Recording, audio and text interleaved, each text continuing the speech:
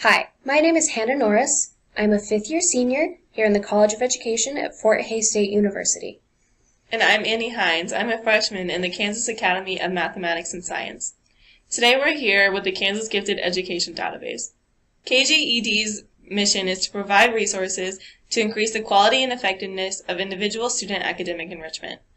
We're here today to explain giftedness in Kansas, examine the issues with the gifted education program, and discuss ways to improve it.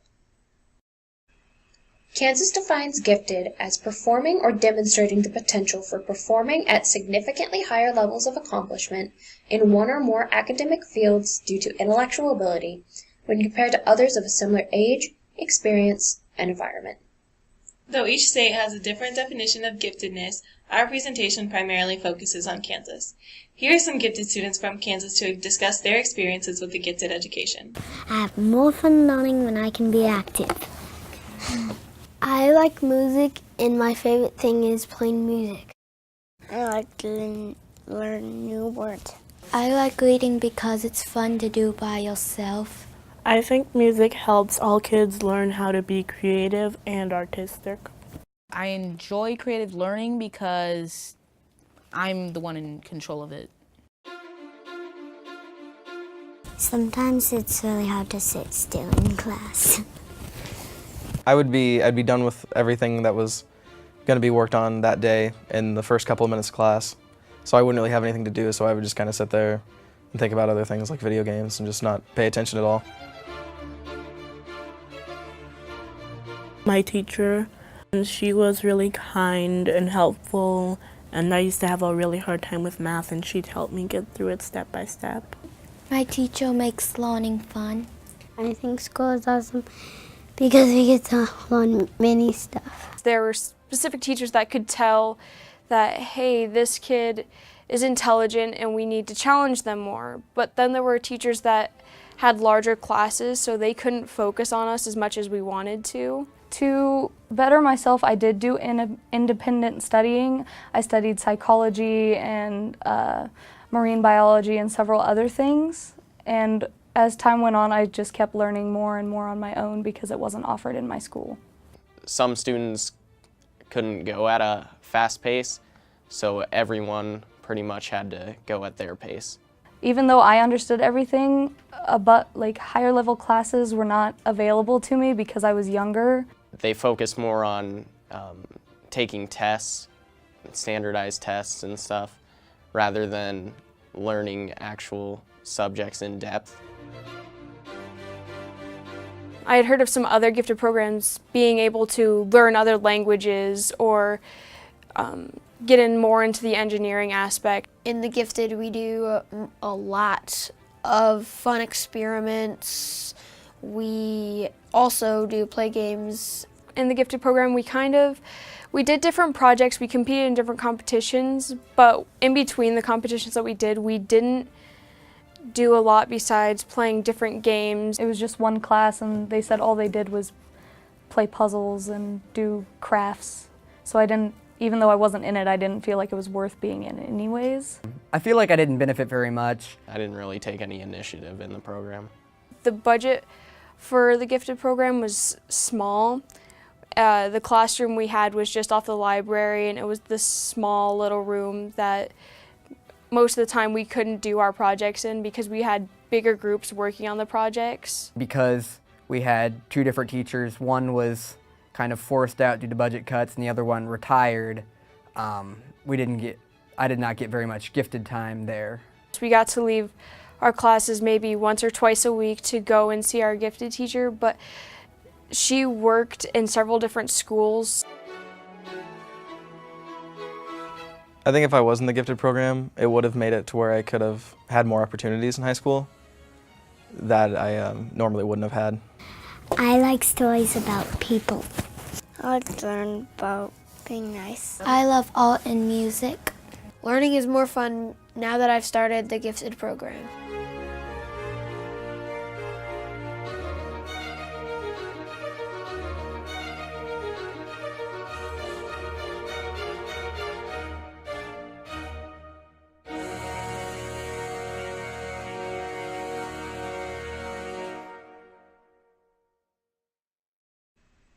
When I was younger, I moved to different school districts, and though I showed potential for giftedness, I was overlooked as a student, therefore I was never put in the gifted program. I was always given busy work when I finished my own, and sometimes even used as a teacher's assistant to grade other students' assignments. I was never challenged, therefore I barely improved. My experience with the gifted education program was that I was also never in the gifted program, but I watched my sister go through it. She lost interest in learning, she never felt challenged, and I could have been in the gifted program if I wanted to be, but teachers saw that I didn't want to be there simply because of the amount of issues that were in the gifted program.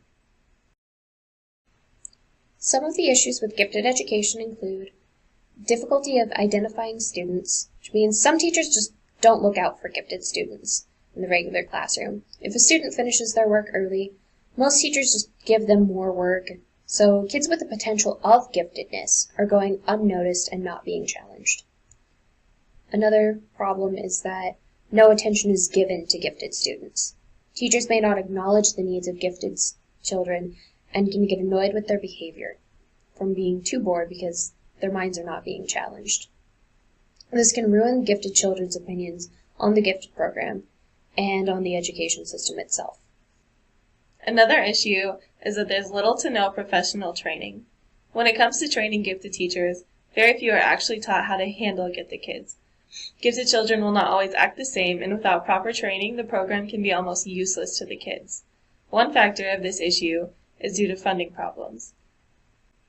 According to the Davidson Institute for Talent Development, 14 out of 50 states have little to no funding and no mandated gifted program. Some of these states include New York, Massachusetts, Connecticut, California, and even Washington, D.C. These states are some of the most populated and most influential in the United States. Kansas in particular mandates the gifted program, but it is only partially funded by the state. Only 4 out of 50 states mandate the gifted program and are fully funded by the state. These include Iowa, Florida, Georgia, and Oklahoma. These issues are only a few of what the gifted program in the U.S. has to deal with. Failing Our Brightest Kids by Chester E. Finn Jr. and Brandon L. Wright discusses true issues with education, focusing mostly on the gifted program. In the U.S., the amount of education a student will get, as well as the quality of the education, is extremely dependent on the socioeconomic status, meaning a student of low economic status will have a lesser chance in being identified as a gifted student compared to someone with a higher status. They also discussed how low-achieving students are improving 2 to 3 times faster than high, meaning that the small percent of U.S. students that are classified as high achievers are not improving as fast as they should be. The education system is overlooking the needs of talented students based on the general idea that since gifted students are already ahead of their peers, they do not need as much focus. However, this is not true. Finn and Wright write the book to explain that gifted students need to be challenged to reach their highest potential that they can. Finn and Wright traveled to 12 different countries, including Korea, Japan, Finland, Germany, England, and Western Australia, to see how gifted education is dealt with.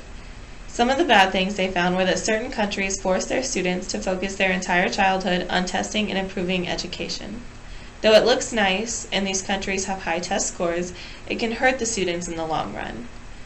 One of the good things they learned was that Finland at one point was the best country when it came to education. They had high test scores, but most importantly, the education that the students got did not depend on their status. The book points out many ways the U.S. gifted education system can improve. Some of these ways include increasing the education budget so that America can spend more money on education to improve the quality of education students are given, as well as focus on improving schools and teaching, not just test scores. Though high test scores are important, a child should not grow up believing their self-worth is dependent on their test scores. Last but not least, people must continue researching gifted education like Finn and Wright. Find out what works with gifted students, as well as what does not, and how to improve individualized education within the gifted program. Gifted students are diverse, learn in unique ways, and exhibit different traits.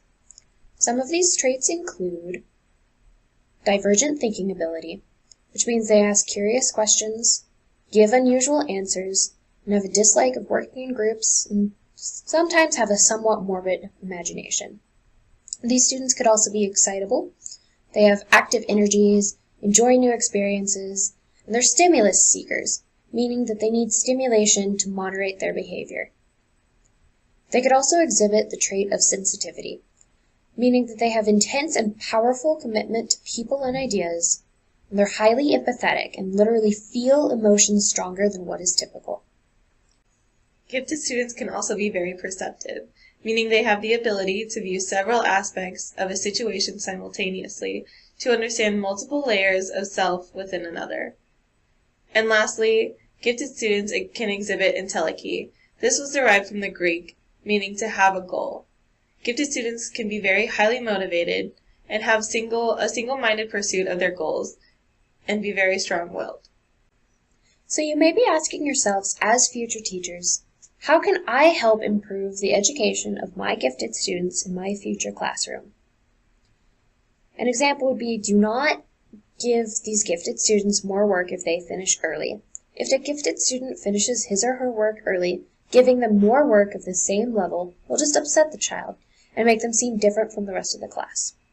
Also, do not treat them as assistants. Gifted students are not there to help you with your work.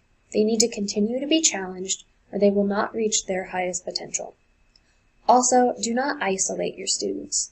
Do not keep a child separate from the rest of his or her peers because of a difference in learning. Do not treat a gifted student differently than any other student in front of the other students. Now here are some things you should do in your classroom. Acknowledge different learning styles. Kids may learn verbally, visually, or may need to be taught using hands-on methods to fully understand each subject. Teachers must acknowledge that students may not always learn the same way, including gifted students. Teachers also need to look for gifted traits. As stated earlier in the presentation, gifted students commonly show certain traits. Teachers should look out for those. Gifted students also need to be challenged. You must keep a child's mind running to keep them learning and keep them from discouraging education in their future. And lastly, teachers need to use resources.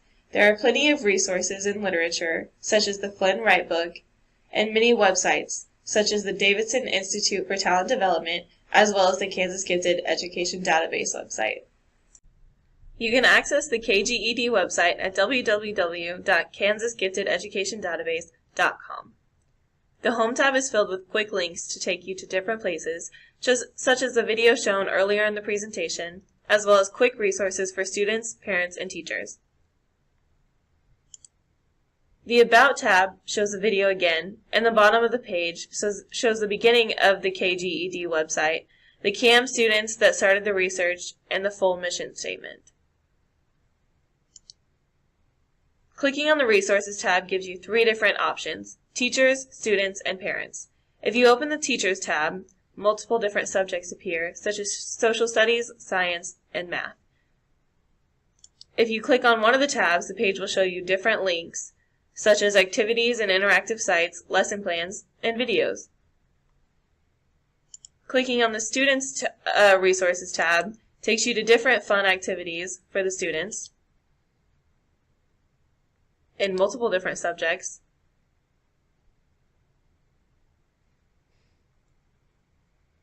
as well as online lectures over multiple different topics.